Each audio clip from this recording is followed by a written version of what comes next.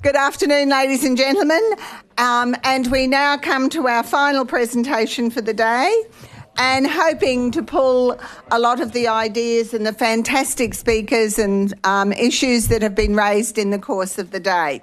So it gives me great pleasure to introduce the Honourable Wayne Swan. Many people will remember him as the Treasurer of Australia from 2007 to 2013. He was also the Deputy Prime Minister, and of course in 2011, Euromoney's Finance Minister of the Year. So he's currently a Senior Fellow at the Jackson Institute for Global Affairs at Yale University.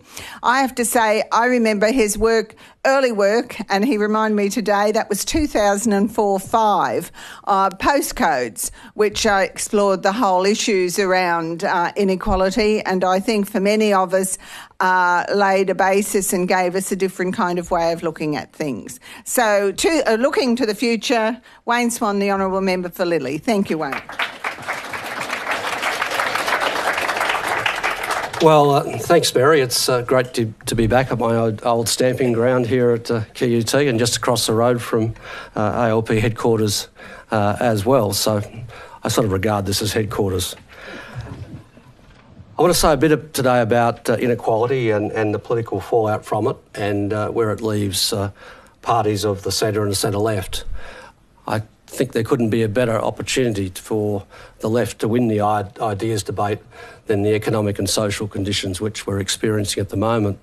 But I also think it's pretty fair to say that the centre-left and left have not won many political battles around the world, despite the fact that rampant income and wealth inequality has been growing over a very prolonged period of time.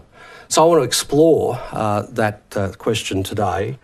And I then want to talk about some of the pathways forward. And I noticed that Sally McManus was here today, and she certainly did that in a forthright way.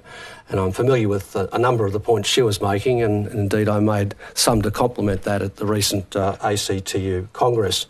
But I really want to go back to the beginning and to make this point, that what we've seen from bodies like the International Monetary Fund, the World Bank and many other global economic institutions is at least a 180-degree turn in their view about what actually powers strong and equitable economic growth.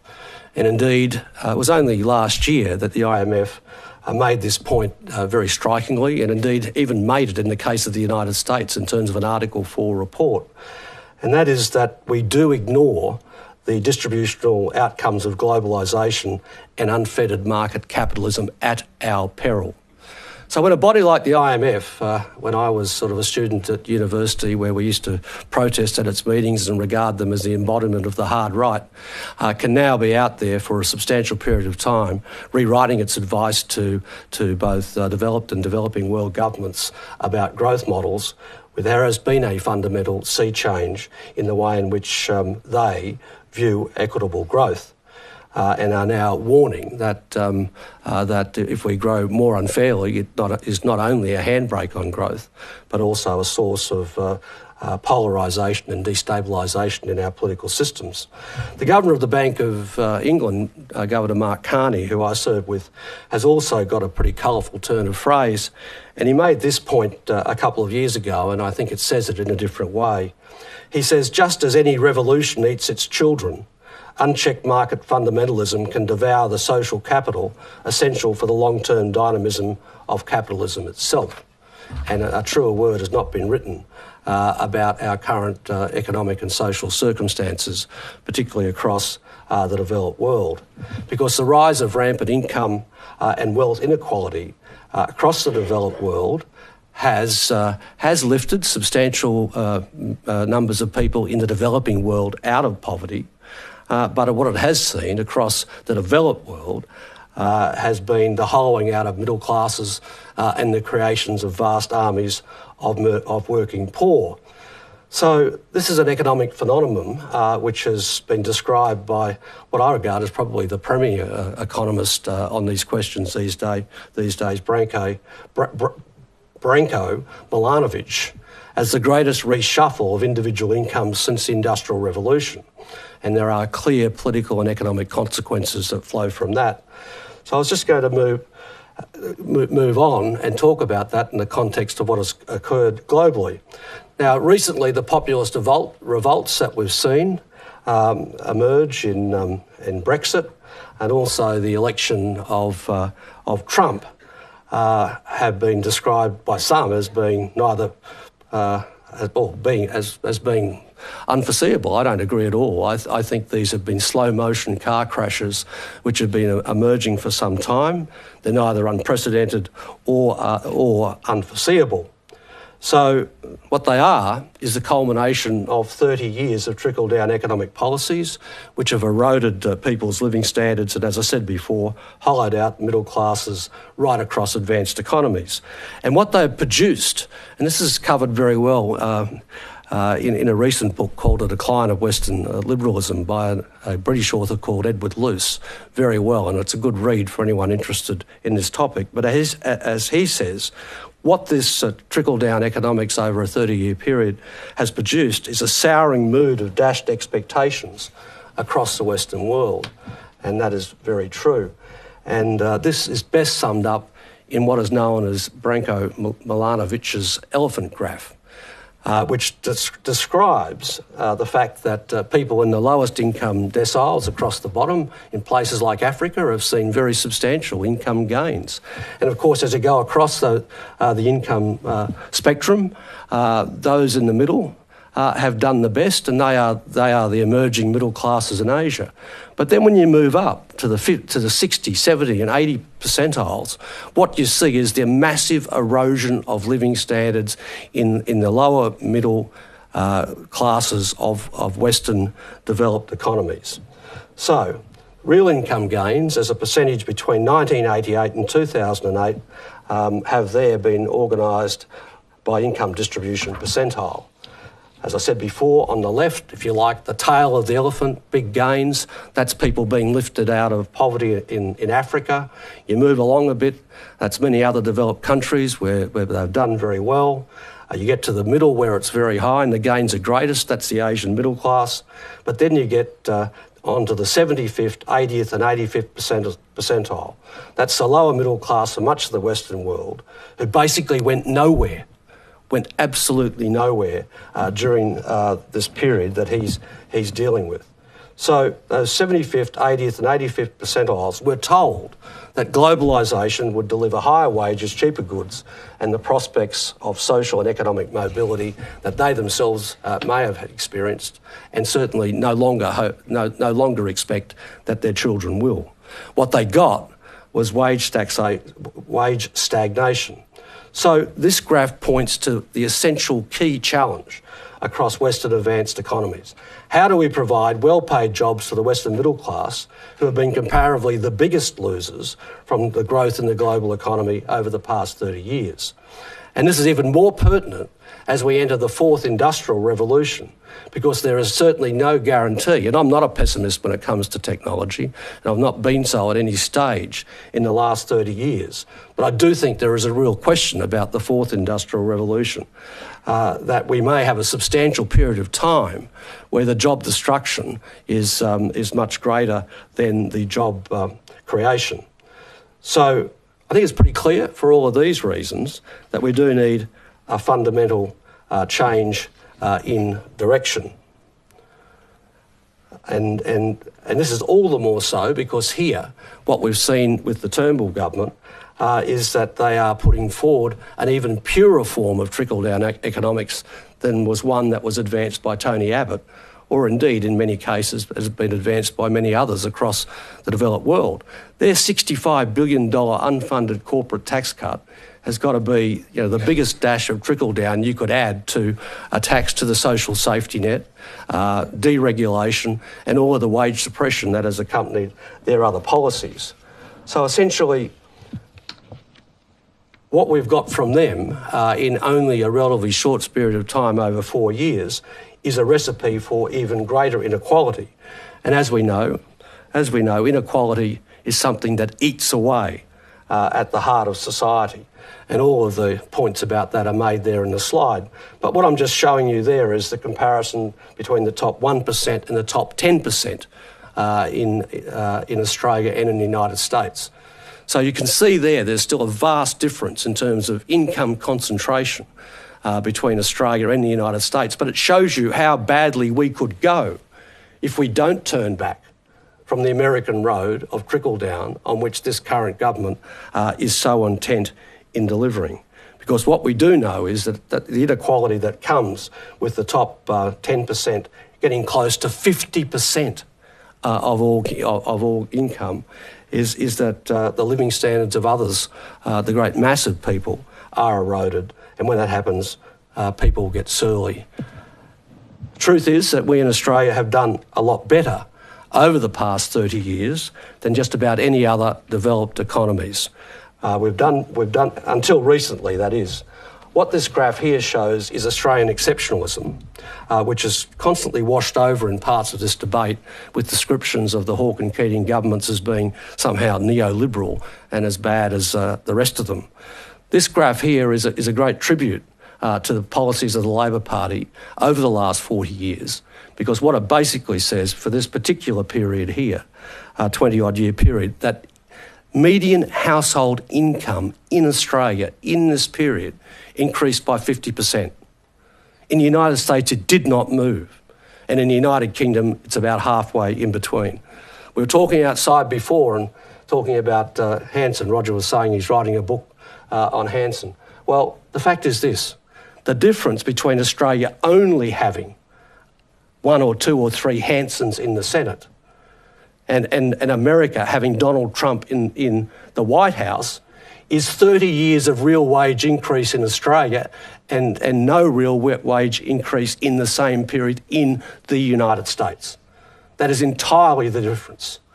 You can talk about race and all the other impacts that are floating around the political system at the moment, but the core underlying economic inequity that comes with inadequate wages, inadequate support for workers and their families is there in that graph, because that's household income. It's just not wage income. It's just not single income.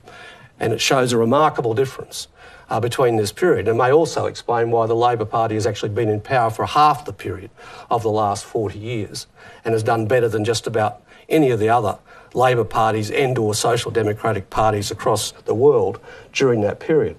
But what it is a warning to us that if we go down the American road, then that's the sort of future that actually awaits us. And it's why I say that we have a very good opportunity to talk to the Australian people about these questions in this way and explain why we should not be going down the American road. But inequality is now on the march in Australia, most dramatically, and it didn't just suddenly happen at the end of 2013. Some of these trends have been arising for a while, but it has been dramatically accelerated in that period. Basically, so the past 4 years has actually set the scene, I think, for a rapid acceleration of inequality in Australia. I just want to digress for a moment and also talk about the Great Recession, here known as the global financial crisis. Because what has shone a light on growing inequality across the world was the Great Recession. When economies stopped, when unemployment went through the roof, when millions of people lost their jobs, when millions of businesses were destroyed, when unemployment in the US was stuck around 8 or 9% for 4 or 5 years, there was one big difference between the rest of the world and Australia. We didn't go down that road. We had a huge structural intervention in our economy which kept unemployment down, which prevented the skill and capital destruction, which is still loaded into the lack of economic growth emerging out of the rest of the developed world. In the Great Recession, across something like 30 advanced economies, the lost output of those OECD economies was the equivalent of simply destroying and taking out of the global economy the German economy. That was the extent of capital and skill destruction and lost output that occurred elsewhere in the world that didn't actually occur in Australia. The Great Recession shone a light on growing inequalities that have been emerging across most of the advanced world, and it did so in a way that then shone a light on all of the problems in their labour markets in particular. So this month does mark the 10th anniversary of the collapse of Northern Rock, which was the British bank that started what has became known as the global financial crisis the year following it. It was the critical sign that the global system then was back in trouble. And it is worthwhile taking some time to examine the GFC and learn what can be some of the enduring policy lessons that we need to know as we prepare a new blueprint for inclusive growth. I think Sally had a name for one this morning. I think she called it a New Deal. Whether it's a New Deal, whether it's a new social compact, whatever it is, there's no doubt that there is a need for a substantially new framework to replace what people like to call neoliberalism. I generally like to call trickle-down economics. But the storm that was unleashed during the period of the Great Recession, which nearly became the Great Depression Mark II, if it hadn't been for the concerted international action that was taken during that period. And it's a salutary thing to observe at the moment is that if we ended up in a similar position as we were then, would the world be capable of actually putting together an international rescue package, the nature of that occurred there? And the answer to that is clearly no. And that is what is so chilling about our current environment. What we do need is new policies. We don't need Davos-light neoliberal policies or any of those philosophies. But we do need to remember the lessons that were learnt from previous crises. And you might say that one of the lessons that hadn't been learnt, which is why we experienced the Great Recession, was that people had forgotten to learn the lessons of the Great Depression of the 1930s. So all of these matters are being debated at the moment, but I want to make the point whether there could be another Great Depression Mark II, whether we could see another global crisis. We should never forget the lesson of the Great Recession. And that is, it was really of the Great Depression. It was really a battle at the end of the day, as our battles were here during the GFC, about the role of government. What role government plays in the economy and what sort of society we want. And the answer is, if we want a more equal one, then we must have substantial government intervention. If we want a less equal one, then we will have less government intervention. Now, this is a highly political debate. I've had a few people claim to me in recent times that I may have changed my economic tune in recent years. I've sort of been expecting a bit of that. And I guess you're probably expecting me to say that I haven't changed. I certainly haven't changed from when I was at university and my nickname was Red Swan. Now, there may have been other things that happened in between, but it's true. I have changed, and I want to explain why I have changed on some of these essential questions, and that my approach to economics is somewhat different. And what did change me was the GFC, or as it is known elsewhere, the Great Recession. I've always had a deep concern about unemployment, about social policy, about poverty. I've written books about it. I've given a lot of speeches about it. But what changed for me during the GFC was that tackling inequality, prior to that, I'd seen as mainly as social policy. I'd seen as mainly as desirable, the desirable social outcome. Damn good social policy, I used to say, was always good economic policy. But social policy then, I did not necessarily see in its broader context, and that is this, that you cannot have good economic policy. There is no way you can have a good economic policy without good social policy. There is no way you can drive economic growth strongly without fair outcomes across a whole range of policy inputs. What the GFC has taught us is that rising inequality isn't just an important moral challenge, something we tackle with the proceeds of growth because we can afford to. What it tells me is that it's an essential prerequisite of strong and enduring economic growth. And it's an absolutely important prerequisite of a prosperous and stable economy. So I don't see fairness as an outcome. I see it as a delivery agent of a stronger economy, which then delivers for people. So it's of central importance. So where are we now? We can see that rising inequality isn't just making our society less fair. We can see that it's making our economy less prosperous, making it less stable and more crisis prone. And it's having similar effects in our politics. But for me, the important point is simply this. Reducing inequality offers something to everyone. It's not about dividing the pie, it's about growing the pie. And it makes a political program for victory as well, if you see it through those lenses. It's about national renewal and it's about the future. Now, there's a lot of lines that you'll hear people run, particularly against the stance that I took as Treasurer on a number of questions, and now particularly given the policy orientation of the federal opposition. But they said it against these sort of things against our governments as they say it against our opposition. You hear them say you can't tax your way to prosperity. They say you can't make a wage earner richer by making a wage payer poorer, and so on. Yawn, you know them all. Well, over the last 10 years, what's been proved is you can't corporate tax dodge your way to prosperity. You simply can't do that. You can't cut workers' wages to prosperity. You can't endlessly tighten your belt to prosperity. You can't rent your way to prosperity instead of buying a house. None of those things are possible either. And you can't make the economy richer by making more people individually poorer. It doesn't work. You can't have a growing economy based on a reduced percentage of national output going to the great mass of consumers in that society. It simply doesn't work. My little effort here is sort of falling apart. So what the last 10 years should really confirm to anyone who's sitting back and looking at all of this, and of course it is what the Conservatives and their media and business supporters will never acknowledge, is that government intervention worked. It worked in the GFC. It would have worked if it was delivered in the Great Depression, and it will work now if we are going to have to deal with the destabilising impacts of rampant income and wealth inequality.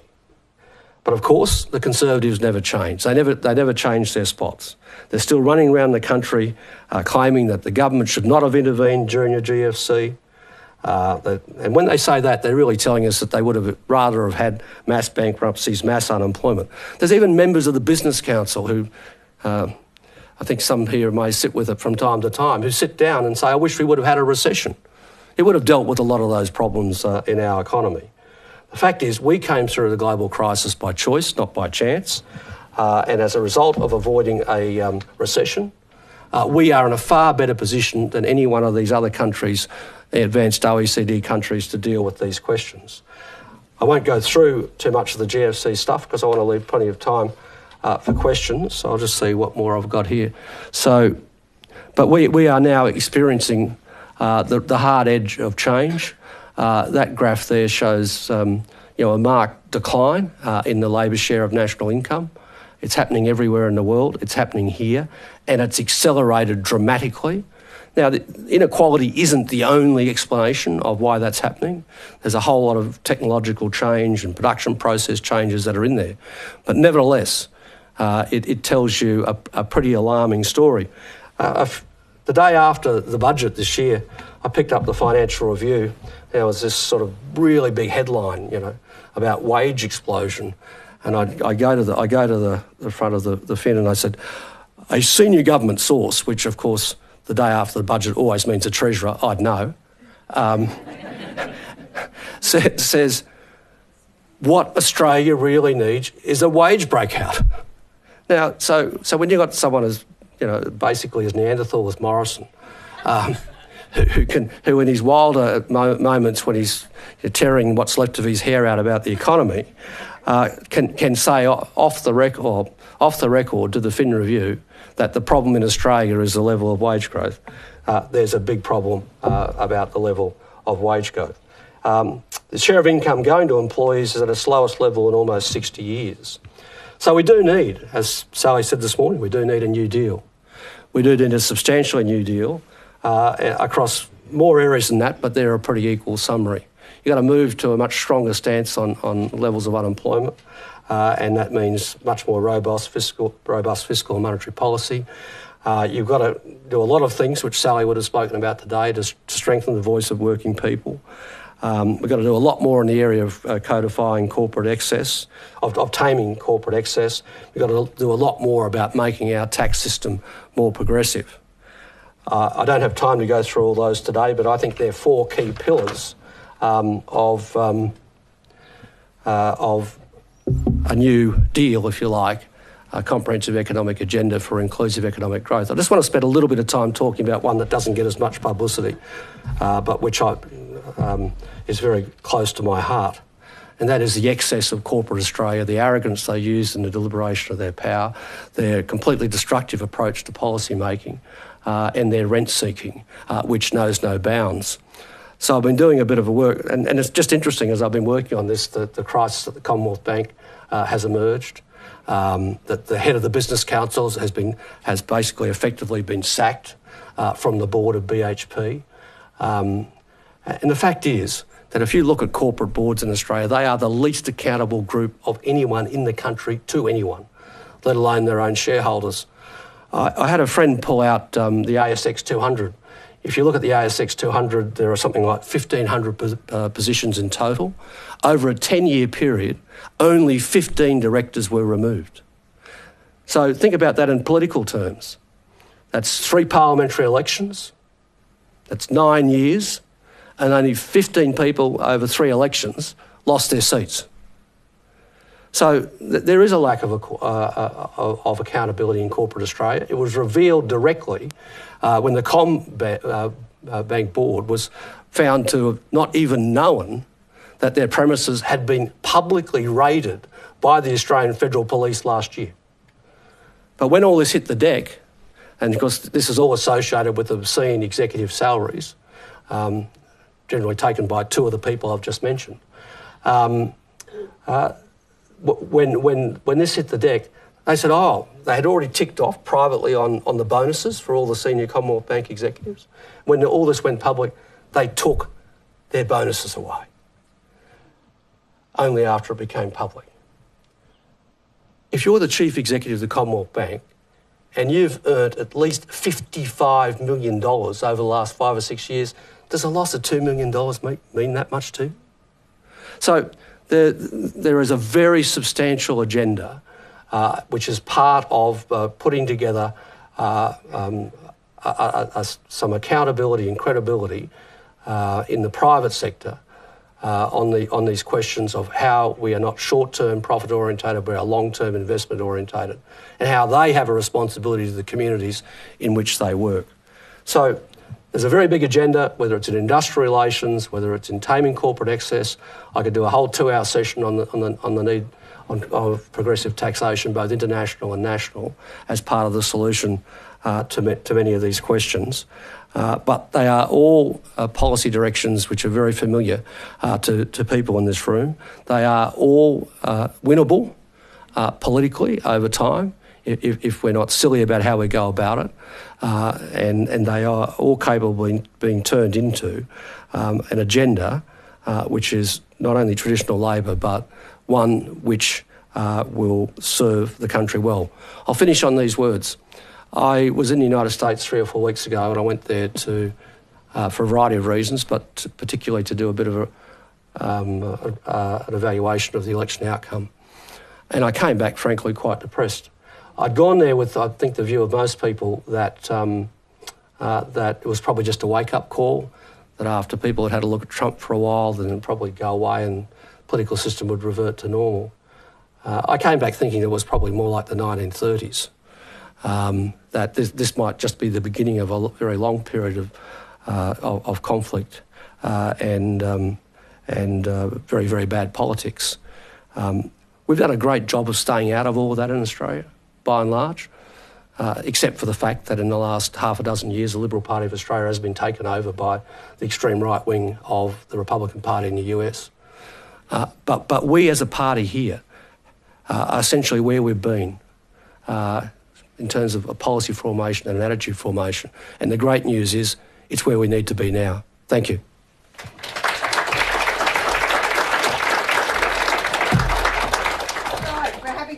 you. Questions, don't forget you need to get to the mic. There we are. There's one down the back there. Thank you. Hello, everyone. My name's Tasman Bain. And just before my question, I'd like to demonstrate that Wayne Swan puts his money where his mouth is. And as a penniless, starving student intern at the UN in 2015, he shouted us all drinks. So thank you. Well, tell me about taking you up to FDR's bloody yes, and taking us out to Franklin Roosevelt's Presidential Museum and Estate. So thank you for that. My question is, should the left and progressives embrace or regret the rise of the gig economy and Uberization and also identity politics? And if we embrace or regret it, what is the response by the movement? Thank you. Well, you can't regret the march of technology. It's a question of how you take the increased productivity that flows from it and spread it around the community. I mean, I'm not a fan of Uber, but Uber is just a fancy taxi service which someone put a lot of good technology into. The taxi industry didn't, and the consequence has been a lot of people have lost a lot of money, and I feel very sorry for them. But the answer to that is in good regulation, but not in trying to stomp on the technology. So our big challenge, I think, will be that if we go through a period of profound job destruction, which is greater than any of the job creation that flows from it, at least in the short term, how do we fill that gap? The fourth industrial revolution, as many explained it to me, artificial intelligence, increased digitisation in professional occupations, the rest of it, could mean that there's going to be even bigger gaps out there, and I think the only way that can be filled is by a larger public sector. I didn't say larger public service, a larger public sector. We're going to have to think of other ways to do good things with the product, with the, if you like, the profits that flow from that technological change and spread it around our community, and it may challenge us to do different things in different ways. It's not as if there isn't a lot of need left in our community to do a whole lot of things. One of the things I was most proud of putting in place as Treasurer was the Clean Energy Finance Corporation, which is a classic example of what a good old-fashioned development bank can do in a fantastic area of fundamental technological change, working with the private sector. The private sector, even if it's on its game, in an era of profound change, is not necessarily going to lead the investment that's required to do the sort of things to fill the gaps that we're talking about. So I think that probably answers your first question. The question of identity politics is one that troubles me. I usually describe myself as being in the Labor wing of the Labor Party. You wouldn't know it sometimes. We are a party dedicated to equality, and first and foremost to economic equality, but we're dedicated to social equality, and it's true.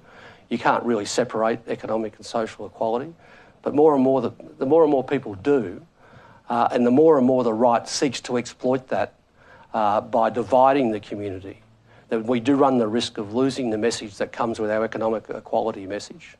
If you look at the comments that Steve Bannon made the day he left the White House, and he said he just hoped the Democrats continued running what he described as identity politics, and what he meant was the politics of race, then they'd win the next presidential election. And guess what? I think he's probably right. There's a big challenge for our side of politics to stay very clearly focused on all forms of equality, but never let our economic message get drowned out by all the other side debates that they want to have. They're very happy, in many ways, parts of the right, to be having a really messy so-called plebiscite at the moment, because they think it feeds their base and it keeps them going. It's as grubby as that, and we shouldn't always take their bait. I'm not saying we shouldn't be involved in the plebiscite. I think we should, but we've got to keep a sense of perspective in here. I'm in the Labor Party, and the Labor Party was a party that was formed to look after the economic interests first and foremost of working people, and that's what we've got to continue to bring to the fore.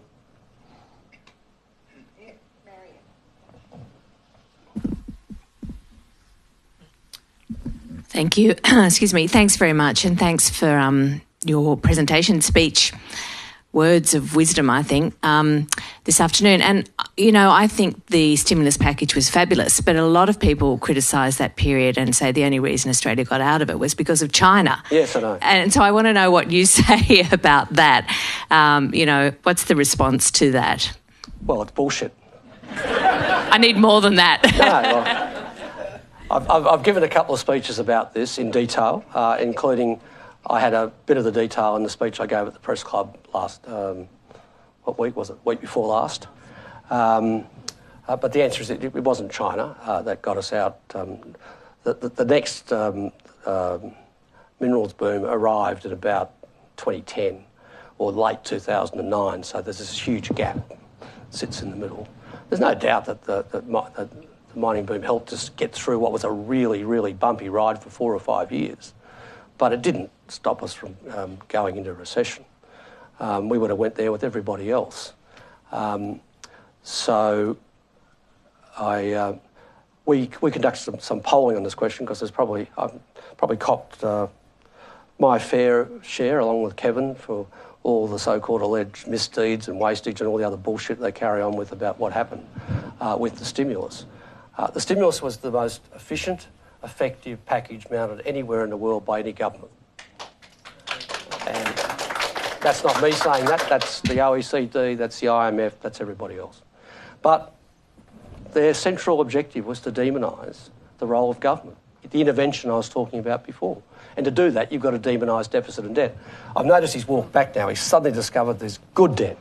And there's an even better gooder debt that he found reading in the Financial Review today. It's crap. But so as part of the recent tour that I did with Ed Balls, which was all part of this retrospective, where are we 10 years on from the GFC? What's it mean? What are the policy lessons? The Australia Institute commissioned some polling, which was, it did warm my heart.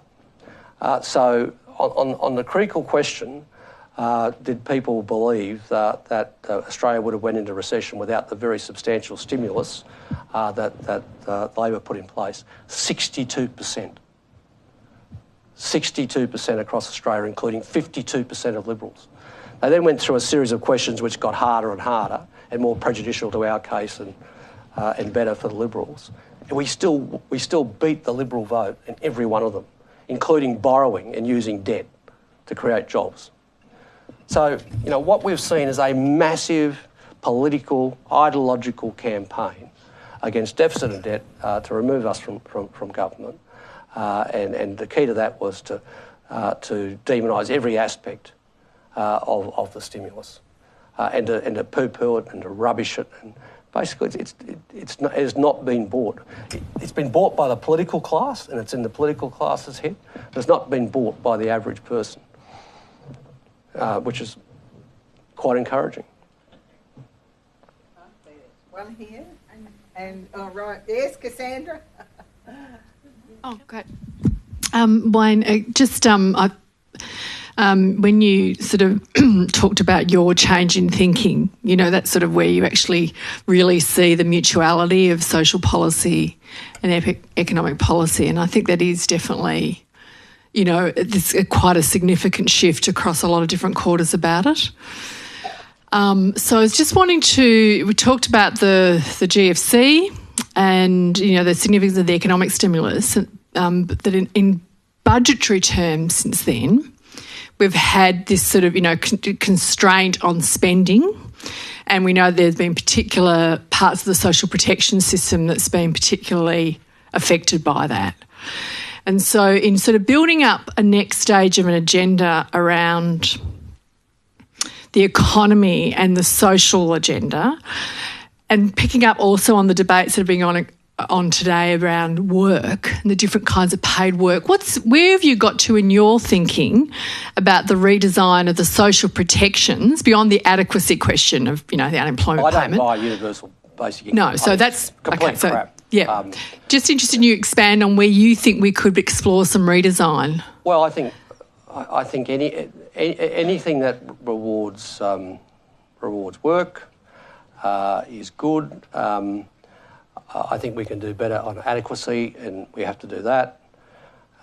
We have had generally one of the better better redistributive social security systems in the world.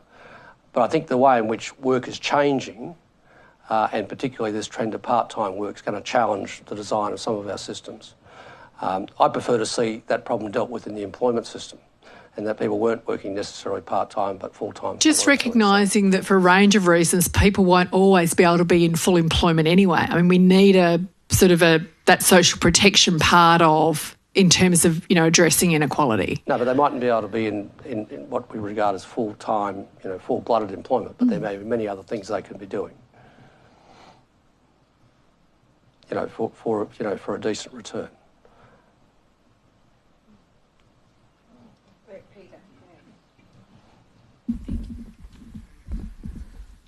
Thanks very much.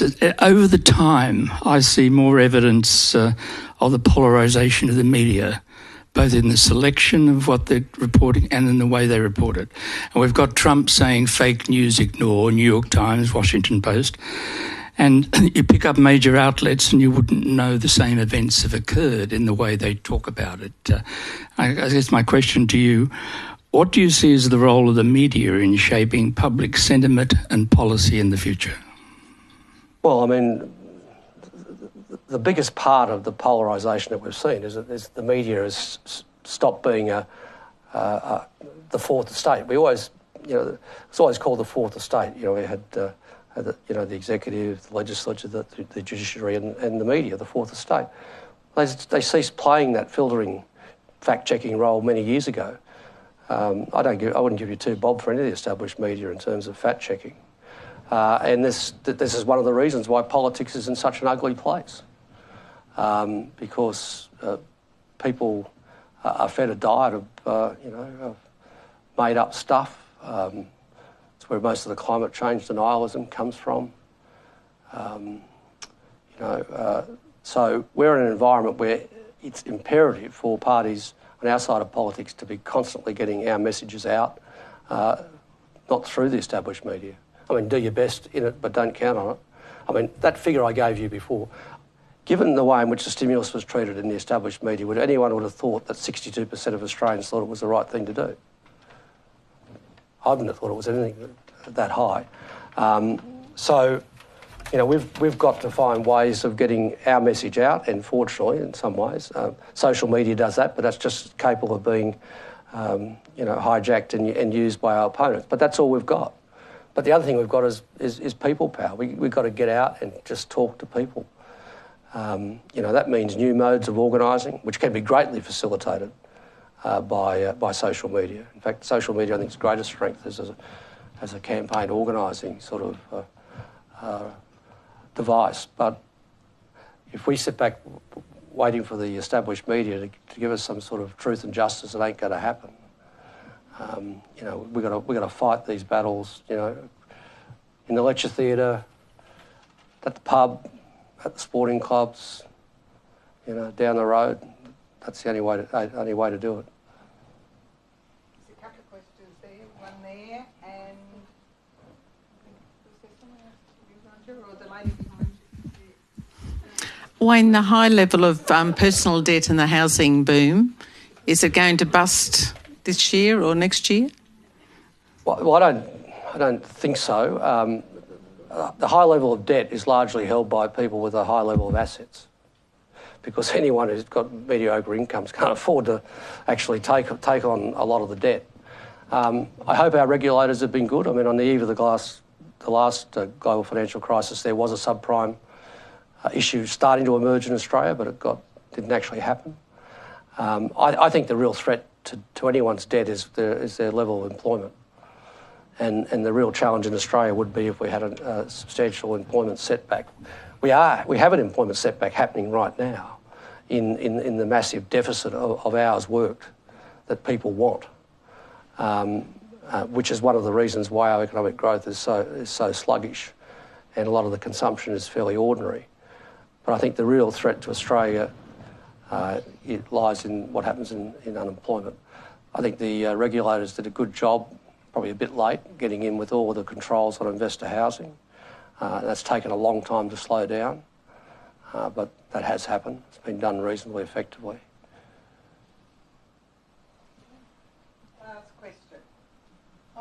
there's one here. Oh, two more, okay. Good afternoon, Wayne. Part of social equality is justice. Now, over the last 12 months, we've seen farmers in the northern New South Wales chew up millions of dollars of taxpayers' money with the allocation of water. We've seen abattoirs in southern states using illegal and underpaid labour. We've also seen labour hire people in the Australia Post underpaying their people. What would a future Labor Party do about these sorts of situations? Well, implement the law. I mean, the real problem, there's a real problem in politics. There was a good piece somewhere in the media today about, I think it was Bernard Keane on ABC Radio this morning, and just made the point that a lot of the corporatisations and privatisations and deregulations that have happened across a lot of industry have proven to be a disaster. And essentially, public monopolies became semi-private monopolies, which were then hijacked by well-paid chief executives who then proceeded to basically not do their job. And it's red hot, I think, as a public issue, and it's a huge area for public sector reform. I had urban utilities take 4 days to get to my house in this week. And only when I saw them there yesterday did they decide they might do something about it, and then decided to go all night, through the night, out on the road because they've been caught. The privatisation, corporatisation that have taken place along a large number of public service provisions are not working. The job network, in my view, is a classic disaster, which once you get it, it's hard to turn it around. But I think, it's been a spectacular waste of money. There's lots of these things around that are going to be big administrative challenges for an incoming government, not just big policy challenges. Right, last question. Thanks. Well, the mantra seems to be jobs, jobs, jobs, and jobs and growth. But neither side of politics seems to talk much about what kind of jobs. And here in Queensland, it seems like when we do talk about what kind of jobs, it's back to the 20th century. So, yeah, we just need to dig up more coal and keep shipping it out. Well, to me, this is not a vision of anything. I don't know anyone who's making that point of view. Well, the state government, for one. Well, they're not. Well, they are. They're doing a good impression of creating it, but they're not. So, if you were to go back to who worked in what occupations 20 years ago, and where they are now, you wouldn't recognise the workforce. Oh, I know. Right? So anyone who says, I can tell you where people are going to be working in 20 years' time is a charlatan. What you can do is you can put in place the broad policy perspectives that will empower people to do the jobs of the future and meet the challenges of the future. And that's what a lot of the public policy debate's about, and what great institutions like this are about. No one in this country seriously thinks that the mining industry is the generator of jobs. I haven't. I mean, I know the Minerals Council does. They're paid very well to argue that. And they are a great wealth creator, but they're not a great direct job creator. We've got about 70-odd% of our workforce now in the services sector. And all of our trade, increasing the growth in our trade into the region, is going to be in services or agriculture. So, that's where the jobs debate is, and that's generally where it is when I'm talking to people, and I'm sure it is when Mary and other people are talking to them as well. Right, well, the future awaits us. Goodness knows what it looks like. But, however, thank you very much, Wayne. Okay. I'd also like to say a big thank you again to our sponsors, to Q Super, who gave us all a present and all those things. So make sure you take their gift with you. Thank you very much. To the QCU, who have been very supportive, and provided some of the liquid refreshments and libations we're about to have. To QUT, who provided the facility at great expense to the management. And to everyone, if you're interested, keep a watch out on our website because the presentations will go up on there, and also future events. Talking identity politics, Roger Scott has put together a new book called Phoenix, A Queensland Perspective on Pauline Hanson's One Nation. And there will be a launch of that on Wednesday, the 5th of October at the QCU at 5:30. So just keep that in mind, and I'm sure that will go up for us. Can I just say to everybody, thank you for coming. You can disperse the information. The TJRyan Foundation is a great believer in the power of information and that it should be freely available. So hence our information goes up on our website. But we'd ask you if you'd like to join us in a few little drinks and canapes, mix and mingle, and hopefully build a more equitable society. Thank you for coming.